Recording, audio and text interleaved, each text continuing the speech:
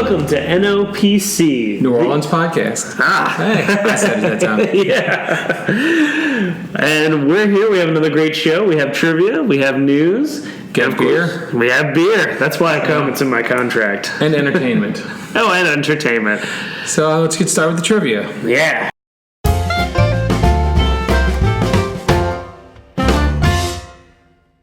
Today's trivia question. Today's trivia question is, what is the highest grossing movie that was filmed in New Orleans? Yes. Would you like to give a hint? Well, it's the sixth highest grossing film of all time. So it just made the sixth highest amount of money all time of any films ever made. And also, in the year that it was made, it was only the second highest. So that just shows you that there was a really, another top five film made the same year. So think about that. Shot in New Orleans. Sounds a lot of hints. Yep.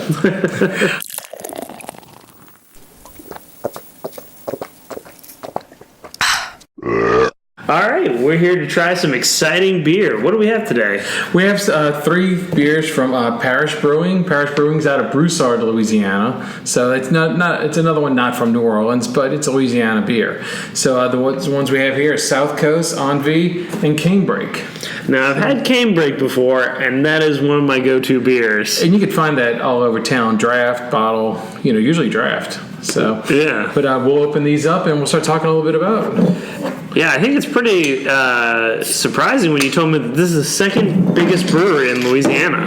Behind, obviously, Abita, who we talked about in one of our other shows. So, and look at these sort of purple, green, and gold, these beers. Yeah. These guys started a brewery in that one of the owners, he moved to Pittsburgh, and he saw there's a bunch of craft breweries there. A few years later, he moved back here to Louisiana, and he said, why don't we have more of these craft breweries? Why don't we have more of these small breweries? And that's when he started this, and he made Canebrake first. Canebrake is still their most popular one, and it's the one that sells the best. But since we both know we like Canebrake, we'll go ahead and each get our own bottle. Oh yeah, I do enjoy Canebrake. That is good. That is a really good beer. It's not. I think this is a good beer if you wanting to get into beer, and because beer's kind of an acquired taste. Sure. And this is like a good beer if you want to start drinking beer. It's not too hoppy, and it's got a little sweetness to it. Yeah, and up until 2012, their brewery was really small. They didn't, they put a lot out there regionally, but in 2012 they built a new brewery, and now they became the second biggest. They're brewing a lot more now, and they came out with some other ones. In Louisiana, they're known for Canebrake, but they're really putting their stamp all around the country with Ghost in the Machine, which is what did I call that? Ghost in the Machine, and their other ones are called Juice Bomb IPAs. Yeah, Juice Bomb IPA. And I'd never heard of a Juice Bomb IPA, so I had to go look it up. And what it is, it's an IPA, essentially, from what I get, and I'm not a beer maker, that has a lot of juice in it. They make it with juice pulp. They have a few different ones, and you can check out the website, and I have pictures of some up on the screen right now. They're selling it all over the country, and it seems to be more popular than Canebrake in other parts of the country. Really? So Juice Bomb IPA, just real quickly, a definition, is a hazy golden unfiltered IPA. The low bitterness and late hopping showcases the citrusy, juicy notes that many American hops contain. Juice Bomb features all the aspects and nuances of full hop flavor, not just bitterness, providing an upfront, easy drinking beer. If I would have known about this before, I would have gotten one of their Juice Bombs, because I'm not a fan of IPAs, but that sounds like a less bitter IPA that's juicy. Yeah, than just that IPA taste that you hate so much. Yeah. One other one I would have gotten if I saw it before is they have a strawberry, I think, Canebrake. Oh, really? Yeah, and I do like strawberry beers, so. It seems like a lot of the Louisiana breweries always at least have one strawberry beer. Oh, it's because I guess we grow a lot of strawberries around here, so yeah, so we have a taste for it, and it's probably cheap and easy to get. So let's talk about the ones that we have here. Canebrake, they're best selling since 2010, and a refreshing American wheat is what it says. Easy and highlights honey sweet remnants of Louisiana sugarcane, citrus. So it's made from, obviously Canebrake. That's the other thing we have here. So they're doing strawberries and cane together. Strawberry Canebrake seems like a natural for our state. And it's such like a smooth word. I really like that title, Canebrake. Now, South Coast. wearing my LSU shirt, we'll use an LSU shot glass this time. Yes. So we got the South Coast. And what you can have the shot unless I don't like it, then I'll give you the bottle. South Coast is a smooth, clean, delicately hoppy and malty, basically everything you could want in a beer. Evenly balanced between noble hops and delicious malts. They like adjectives. Noble hops, delicious. Noble hops. What makes it noble? Amber, so it's an amber, isn't too strong or too rich to prohibit consuming several in a session. So they're telling you drink a bunch. So it's not too strong and it's not too heavy for you. So hey, make it in a can. I'll shotgun it. I guess that's what they're telling me. It's a shotgun. It's a funnel beer. I think they do have it in cans. So this is the Deep South after all they're saying. So to drink a bunch. So all right. Cheers. Let's try South Coast. Now I'm a nickel steak guy, but I'll take a shot in LSU. It's an amber. I like it. Yeah, it is a very good amber. So it's very light too. Envy. This delicious pale ale is juicy, hazy, and crushable. Is that telling us to drink a bunch again? Or do we smash it in the bottle on our head? A totally new school take on an old American craft beer. Envy is burst. Is it envy or envy? I think it is. I mean, it says envy, right? Yeah, it looks like envy. Yeah, that's how they say it down the bayou. Yeah. Envy is bursting with glorious hop aromas or mango, lychee, orange, and other tropical fruits. This beer pulls from incredible feat of having the best juicy quality of hops, but none of the harsh, bitter finish you may be used to. Here, I'll do the shot this time. He read the description, took the shot. So I just show the camera the color of that. So it's a lot of lighter color than the other two. And so let's try it out. It's fruity, maybe. Probably. That's an interesting taste. It's interesting. I like it. I like the other two better. Yeah. No, it's not a bad beer. If I got this in a set, I would enjoy it. But I think Cane Break is my favorite still. Yes. And we do have the purple, green, and gold. So it's good to crush a bunch of these during Mardi Gras season. Yes. But one you should probably not crush a lot is their specialty drink at 14%. Yes, it's Maple Shade. Maple Shade, it's a stout. Maple Shade's a barrel-aged stout, aged in bourbon barrels for 13 months, and re-fermented on Vermont maple syrup and finished with Reveille coffee. So, I didn't see that in the store. I will be looking for that in the store. It comes in, and you can see on the screen right now, it comes in a really nice black bottle with black labeling. It looks good. Yeah. It sounds good. So we'll try that next time. You might only want to drink one, maybe two. They do have a tap room. They have events going on in the tap room, which you can see on the screen right now, the events that they have coming up. And if you're interested, you can go out there and do a tour, go to the tap room. It's a little ways from New Orleans, so make a day out of it down there in Cajun land. Try a few beers and pick up some boudin. Yeah, and take a picture and hashtag NOPC. Yes, with it. Please hashtag NOPC and let them know. Hey, I heard about you on NOPC. Yeah. So, well, cheers. Some good beer.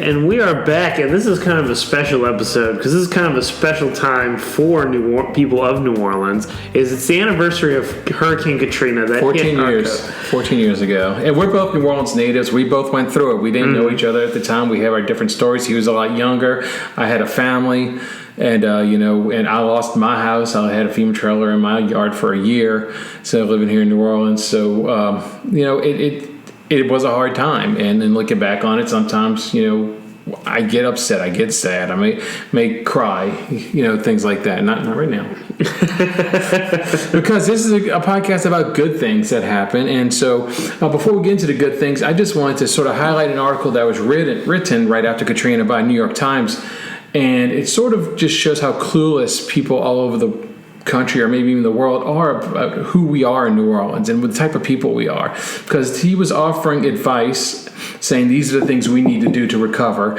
and make New Orleans right again. Pretty much he was saying New Orleans was a shithole before Katrina, and now we have a chance to fix it. He says Katrina was a natural disaster that interrupted a social disaster. It separated tens of thousands of poor people from the rundown, isolated neighborhoods in which they were trapped. It disrupted the patterns that have led one generation to follow another into poverty. And I take offense at that in that, I mean, my neighborhood, I was actually the only one who got displaced and had problems. But most of the people in New Orleans that live in these neighborhoods, they're not trapped there. It's not like they're trying to get out of there and trying to get out of poverty to move to a different part of town. What they want is their part of town where they grew up, where their culture is, and all the people they know. They want their neighborhood to be better, safer, better schools, better stores. So this guy's clueless in thinking that, no, they're trapped in the 9th Ward, and now they have their way out, and they don't want to go back to the 9th Ward.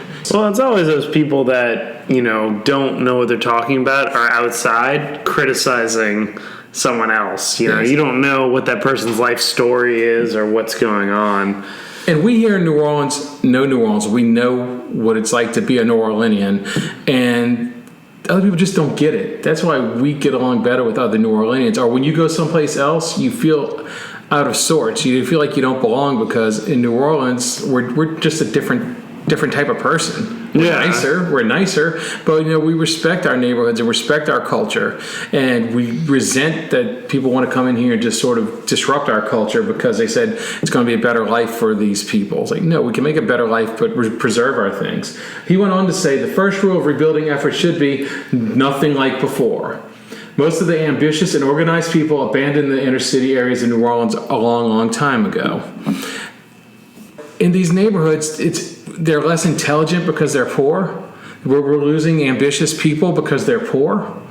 So I don't respect what this guy is saying. I don't agree with what this guy is saying. And I'm thinking what we need to do is build up these areas and not sort of just assume that they need more people and other people to come in.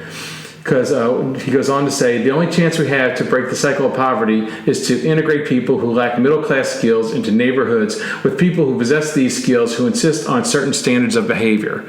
So that's a weird sentence. Well, it's a weird sentence, but what he's saying is that, and I guess he's trying to be politically correct by saying that the people that live in these poor neighborhoods, they don't know how to be middle class. Yeah, that's kind of the part where I'm saying that's a weird sentence that he's like trying to. It's kind of like that when someone says no offense. But offense. Yeah. He's saying that poor people don't know how to act in polite society or in society at all. So you need some middle class people in there to sort of learn them how to be better people in their area, and people and that the middle class people are the ones that are going to insist on having better schools and better stores and better things like that. And that's just a load of crap. Mm-hmm. These people want these things, and they strive for these things also. So, and I think that's sort of a code for saying, hey, let's gentrify these neighborhoods. That's what it sounds like is a key to his plan to save New Orleans. He goes on and just sort of proves my point even more. The key will be to luring middle-class families into the rebuilt city, making it so attractive to them that they will move in, even knowing their blocks will include a certain number of poor people. So he's talking about mixed housing, but he's also once again talking about gentrifying these neighborhoods. Yeah, that's kind of scary when it's like, but they have to get used to these poor people. You know, it's like what are we going to mark each door and being like, well, you don't make $50,000 a year, you get an X mark. We'll give y'all some deals to come live next door to the poor people because you don't like them, and they're gonna rob you and they're dumb. So that's what he's saying. That's a problem that I have with that, and also with this gentrification. But also, you see what happened. This was in 2005 that he wrote this. So I think going forward, and realizing what's going on now, they turned into Airbnbs. The neighborhood gets a little safer. They start building up the neighborhood, gentrifying it, and then all of a sudden half the places are Airbnbs. So the people that live there, they can't afford there because their property's worth more, and they didn't own the property in the first place. A lot of the poor people, they rented. And the people that own those properties are selling them or turning them to Airbnbs and making a lot more money, chasing these poor people out of their neighborhoods. To where? A poor neighborhood? So this guy's plan, if it was carried out to the fullest extent, would be even worse than it is now for the poor people of New Orleans. We're not having it mixed, poor people and rich people, Yeah. back and forth. But there are silver linings to what came after Katrina, and one of the points is, yes, we had a lot of problems in this city, and we didn't have money to fix these problems, and Katrina, sort of gave us a clean slate in a lot of things. Definitely. I mean, maybe we didn't take advantage of a lot of them. Say, we can fix our education, we can fix our infrastructure. We know that's not the case because of the flooding and the cars that have probably been in the drain since Katrina. Yeah. But it brought the spotlight onto New Orleans in that, hey, levees were being fixed. They realized that we had an inadequate system there. They realized that the Mr. Go had to be closed. Because people in Chalmette and all that. Mr. Go was just a horrible story with the flooding and everything that came up through that. And also, it shined a spotlight on the importance of the wetlands to preserving our coastline. Definitely. So, granted, maybe everything's not being done that could be done to fix everything, but it wouldn't have been done at all if not for Katrina. Economically, our city's doing better. We have more restaurants and music venues in this town than we ever had. Mardi Gras, Jazz Fest, Essence Fest, and all these other festivals, French Quarter Fest, they're all setting record numbers the last few years of people coming to these festivals. Well, that's what I was going to say. It seems like we got such a big spotlight. I mean, the Saints get talked about now on sports shows. We get more Super Bowls. We get more WrestleManias and all kinds of big events now, because it put that spotlight on us. And we are attracting a lot more young, educated people to come to this city. That's a big thing we need to do, is figure out how to get big companies here, because we can't sustain ourselves being a tourist town on service industry, because those aren't the wages that we want here. We want higher paid people, young people to come here. In New Orleans, we have different neighborhoods and different cultures, but we all get along and respect each other's neighborhoods and cultures and celebrate them all. And other cities just don't understand that. That we have that type of mentality here. And if you've traveled around, you do realize that here in New Orleans, we're a lot nicer people. But some other things that are, the French Quarter has always been the same. Katrina really didn't affect that.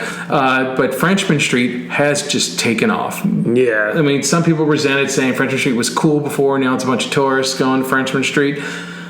Go to Ferret, go to other streets, go to other venues. There's music all over this town. Like I just said, we have more music venues than ever.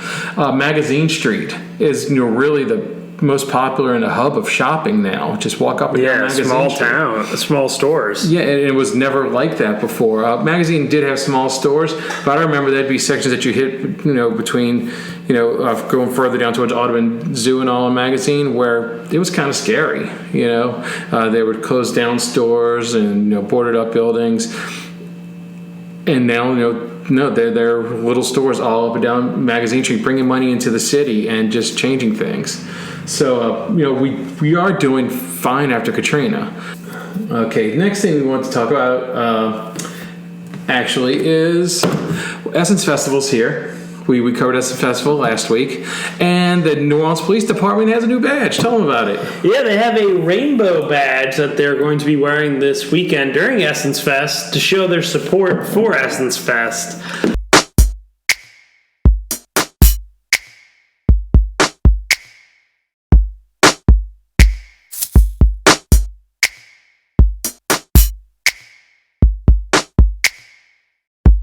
And it actually is pretty cool. I kind of hope they raffle a few off. I know there's probably some laws against it's having a badge. But they actually look pretty cool. EMS has them also. Oh, yeah? I saw that, yes, EMS. And they actually started this in the summer. I don't know what the event was, but it was another gay pride event that they had over the summer. And that's when they first commissioned these badges for police officers to wear if they wanted to wear these. Now, the only problem I have with this is that if a police officer is walking through, some of the clubs, down on St. Anne in the heart of Essence Festival, and a guy sees him, wearing a badge with the rainbow colors on it, they may question, is that a real badge? They may question, ooh, it's a stripogram. And they'll start dancing on the policeman and grabbing his billy club, and that may not be nice. So, I think that's why tasers were invented. So I hope the tourists that are in town realize that, nope, those are real policemen, and they're just, showing their support for, Yeah. for Southern decadence and gay pride. Make sure that you know that they're not strippers. Yes, if you reach for their weapon, they will not be happy.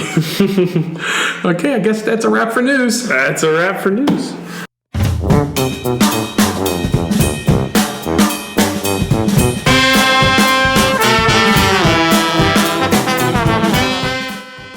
All right, now we're on entertainment, and this movie is a pretty interesting one. Drink. I'm actually out of beer. Which one did you hate? Here you go.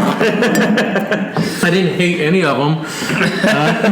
I just have preferences. Positive podcast. You want to do the clock of beer again? So we're good. So we're moving forward now in entertainment. You're telling us about? Yes, there's a movie called Cat People that was filmed here in New Orleans. And when I watched the trailer, I was a little confused. Yes, I watched the entire. I saw it years ago. It's a 1982 movie starring Natasha Kinski, Malcolm McDowell, Annette O'Toole, Ed Begley Jr., who has an awesome scene where he gets his arm ripped off by a panther. Right here, watch it. Back there. Back through the door, guy. Won't cooperate. He's afraid. Come on, come on.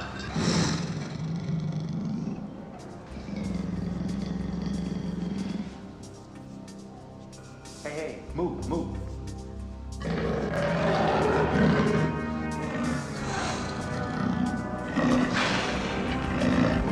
Come on, come on. Careful, careful. Stay back. Hey, come on. Back up. Would you back up, please? Go. Hey, Oliver! Yeah. Bring the prod. He's going 8.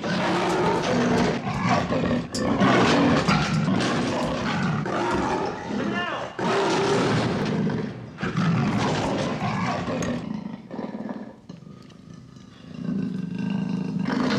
Yeah, that's fine.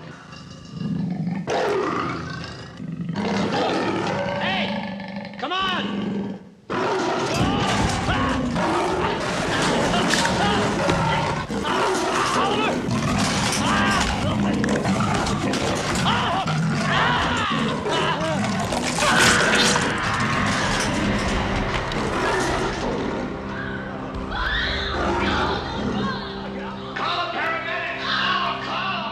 So there's Ed Begley getting his arm ripped off. What do you think? Yeah, I like how he strapped it to him so he couldn't. Just a no-win scenario. Yeah. So, and also in the movie is John Larroquette from Night Court fame, but he's a famous actor from New Orleans. So they did have some local talent in there, but he's an Emmy Award-winning local actor, John Larroquette. So the movie was budgeted for $18 million, and it grossed cumulative overseas and worldwide it made $7 million.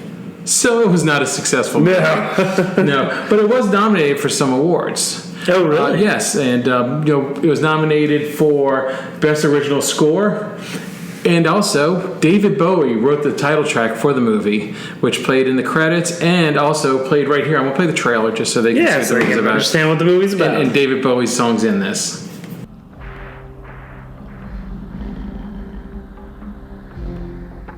What did they tell you about me?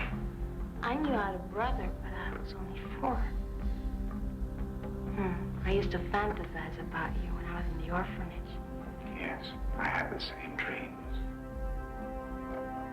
See these eyes so green, I can stare. I didn't think you were ready, but you are. I knew it when I saw you with him. Your whole body burns. I'm not like you! You tell yourself that it's love, but it isn't. It's blood. Death. You've been so long, and I've been putting out fire.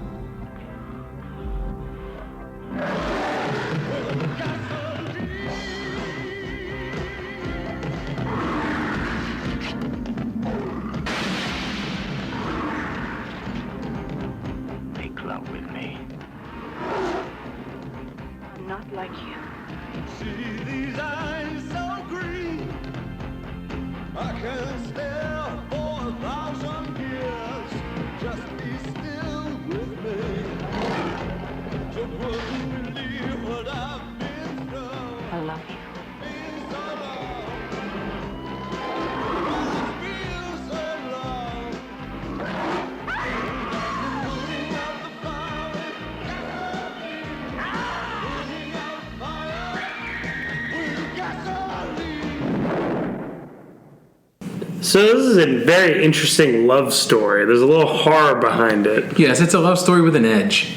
You know, and so the story is about, and you may have caught some of this from, but it's a little confusing from watching it. The trailer. But what it is, it's a woman who moves to New Orleans and she meets her brother. I think it's for the first time. She was raised by a foster family, so she didn't know her real parents. But it turns out that her and her brother might be the last two of the cat people, in that the only people that they can mate with are other cat people. Otherwise, when they mate with these people, they turn into a leopard or like that, and they kill people. And so she falls in love with another character. But let me get back to this. Irene and Paul descend from a line of cat people. So that's her brother, Paul. He's known about this. And he realizes that if he has sex with somebody, he turns into a cat person. The only way to turn back into a human is to kill something. Kill somebody. So Paul hangs with hookers. Yeah. Yeah. And she didn't know this about herself because she's a virgin. So she's a virgin, but she falls in love with the guy at the zoo, and she has to tell him that, hey, we can't do it. Yeah. If we do it, I'm gonna kill you. So eventually they do it. The Devil's Tango. Yes, and she manages to get away before she turns totally in and has to kill him. Later in the movie. And this is where they had two versions of this movie, one for television and one for film. And at the end of the television version, she's about to jump off of the bridge. He tranks her, and then you cut to the Audubon Zoo. That's why I put the Audubon, we're talking about movies and Audubon Zoo. Mm-hmm. And also the trivia question. Another hint, it was shot in the Audubon Zoo. Parts of it. Not much of it, but parts of it were shot in the Audubon Zoo. But anyway, so, it was shot in the Audubon Zoo, and you see him petting her, and she's being all affectionate through the gate. She's a leopard now, and you realize she's going to stay a leopard for the rest of her life because he tranked her. In the movie version, which makes this movie an erotic horror love story, is that she said, I want to be with my kind. She decided she wants to be a leopard from here on out, but the only way to get back into that form is to do the devil's dance, as you were saying, tango. And so she tells him, we got to do it again. You got to tie me up, and you're going to have to do it, and then we're going to have to, I'm going to stay this way forever. So he's, of course, saying, oh, yeah, I guess I can do that. I can tie you up and do it. So he ties her up. They do the deed in a scene in the movie that I cannot show here because we're maybe not a family show, but we're not going there. PG-13 show, probably. Yeah, and I guess he tranks her, and then we cut to the same scene where TV ends, where she's in the cage as the leopard, and he's a panther, and he's petting her, and we realize she's gonna stay that way forever, and I guess they can still have a relationship. Yeah, I mean, it's not bad. I mean, she's got 3 meals a day, and and he pets her. So that's cat people. But another reason why I like cat people, it's not just Audubon Zoo, but they have scenes all over the city where they shoot. Other places they go in the city is they shoot uptown, they shoot on the streetcars, they shoot in restaurants, hotels. There's even scenes where they shoot by the spillway with the railroad tracks on the spillway. So they're shooting all over the city, highlighting the city. There's just a montage of her when she first gets to the city. She's going sightseeing. So Cat People is beautifully shot. Some websites I read talked about the cinematography and the beautiful interiors and the use of color and all those things in the movie. So, it may not have made a lot of money, but there was some respect for the movie and the soundtrack. And even she was nominated for a Saturn Award as Best Actress. Yeah, it's one of those good movies that didn't make a lot of money. Yes. So definitely go check it out. Yeah. But also about Cat People, is the Audubon Zoo. If you see the movie, you'll realize it ain't our Audubon Zoo we have now. This is Audubon Zoo in the 80s.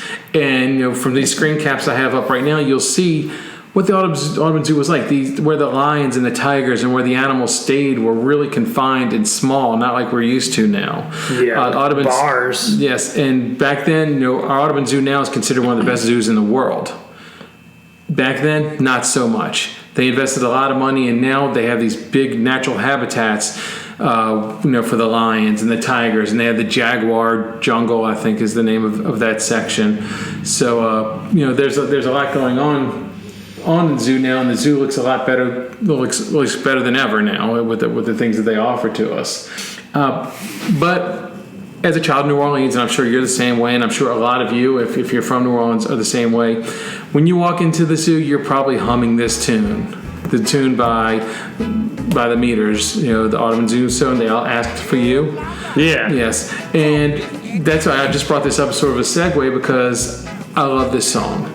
I've always loved this song. It's one of my favorite New Orleans songs ever. It makes me think of the zoo. It makes me think of when I was a kid, singing along, know all the words to it. Grits with fish drippings. We sing these songs and we know all the words. But I had the chance to interview George Porter, who told us about the song. But before I do that, Zigaboo Modaliste, which George Porter is going to talk about, wrote the song. And Zigaboo Modaliste, who's the drummer for the Meters, he was talking about how this the song was a joke song. They recorded it. They really didn't want to do anything with it. They didn't plan on putting it on an album. But Alan Toussaint, who was the producer, he put it on the album sort of against their wishes. But it worked out, and they're happy it was on there. And they realized that every kid from New Orleans that walks into the zoo, they're humming that song. They're tapping their foot. We all think about that.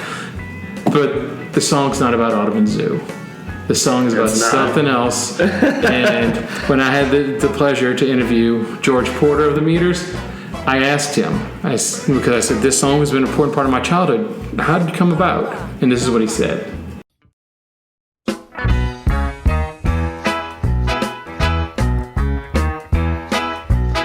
Hey, lamba, crawfish and too thin.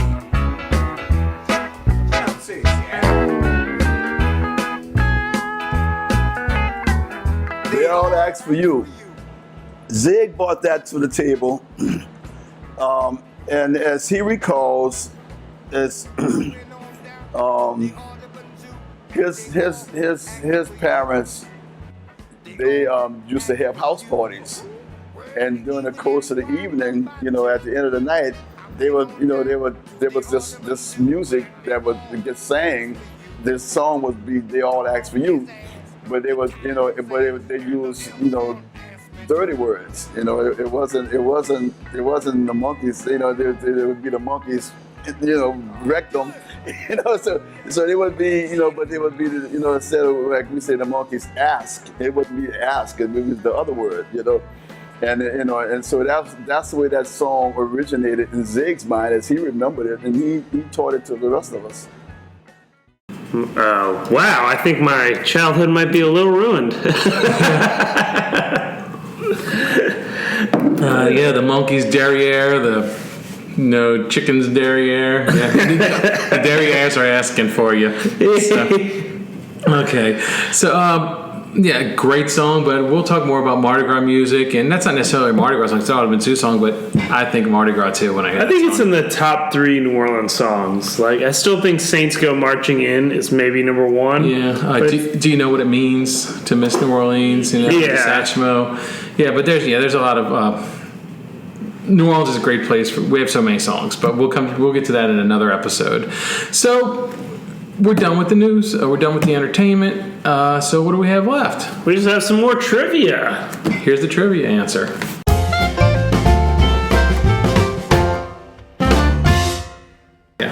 So we're back with the trivia question. In case you didn't know what the trivia question was, is what is the highest grossing movie shot in New Orleans? And here's the Here's a hint: it was not Cat People. No, it was not Cat People. It was close to Cat People. It only made like $2 billion more than Cat People. But the movie came out in 2015, and the movie in 2015 that made more money than it was Star Wars Episode 7: The Force Awakens. But this movie, which we just keep teasing it, did beat the Avengers: Age of Ultron in the same year in 2015. And that movie is Jurassic World. Jurassic World.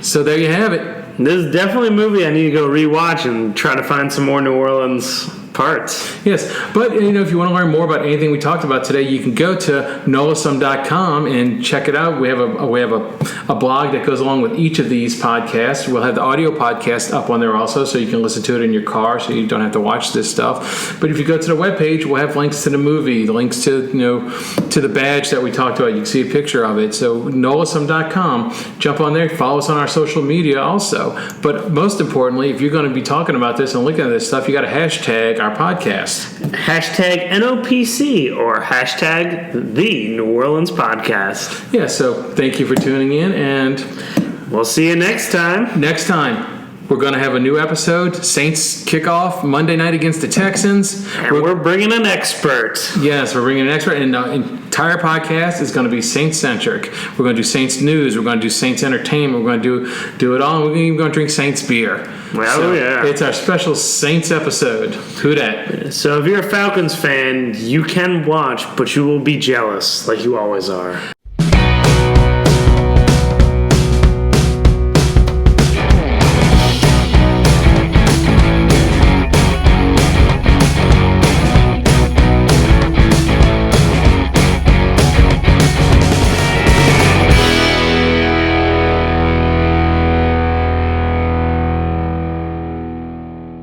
Black.